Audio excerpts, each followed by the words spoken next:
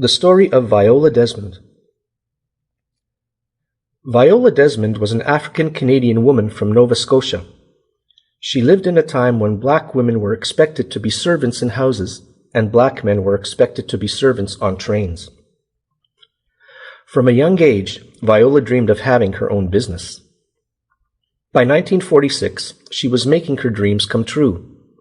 Viola was only 32, yet she had her own beauty salon. She had set up a school to train other black women to work in the beauty business. She also had her own line of beauty products. One day, she was driving across Nova Scotia to make a delivery, but then her car broke down in New Glasgow. She decided to go see a movie while she waited for her car to be fixed. She went to the Roseland Theatre. It was a brick building with a big sign that lit up at night. She paid for a ticket and went inside. The theater had a main floor and a balcony. Viola sat on the main floor because her eyesight was poor and she needed to be close to the screen. Just as the movie started to play, she felt a tap on her shoulder.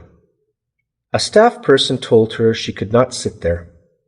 Her ticket was for the balcony. Viola went back to the ticket booth. She asked for a ticket for the main floor.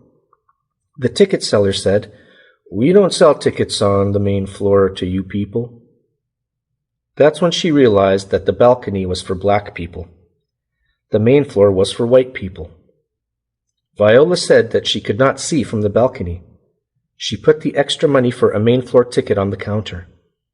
The ticket seller would not take it, but she went back to her seat anyway. That's when the manager came in. He told her to move to the balcony, or he would call the police. Viola told him to go ahead. She wasn't moving. She was doing nothing wrong. Sure enough, the police came. They asked her one more time to move. Viola said no. So the police grabbed her by the arms and took her from the theater. They had to drag her. "I just sort of went limp," Viola said. "I wasn't going to make it easy for them." The police took Viola to prison. She sat up awake the whole night. The next day, she was taken to court. Nobody had told her she could call a lawyer, so she had to argue for herself. She didn't know how courtrooms worked, and she was found guilty. Her husband begged her to forget about what had happened and move on. But Viola bravely took the case back to court. Sadly, she lost once more. But Viola's case brought many people together to fight for equal rights in Nova Scotia. They kept up the battle, and in 1954, the province finally got rid of the laws that made it legal to treat black people differently from white people. People of color are now equal under the laws of Canada.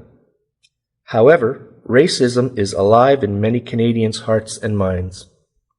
Viola's story invites us to ask, what can we do to make sure that history does not repeat itself?